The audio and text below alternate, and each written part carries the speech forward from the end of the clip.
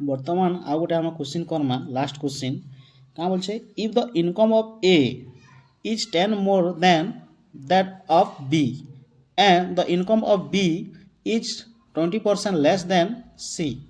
The respective of income A and B and C are in the ratio केते बोलছি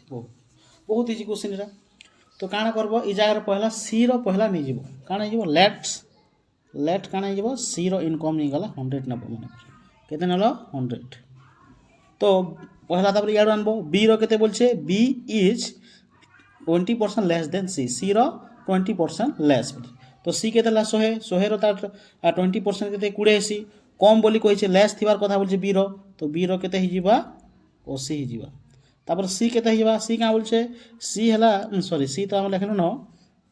एटा ए रो काना हि जीवा A रो होचे A is 10 more than B B रो 10 मोर बोली कहिछे तो बी केते होचे 80 80 रो 10% केते हेसे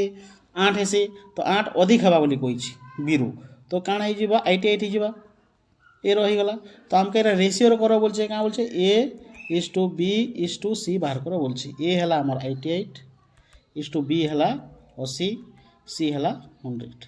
बुझला यदि काटमा बोले केतर काटे हवा 4 काटबा 4 2 8 4 2 8 एटा 4 2 8 4 0 0 एटा होला 25 चाउ 100 तो हमर 22 इज टू 20 इज टू 25 हवा हमर आंसर बुझला।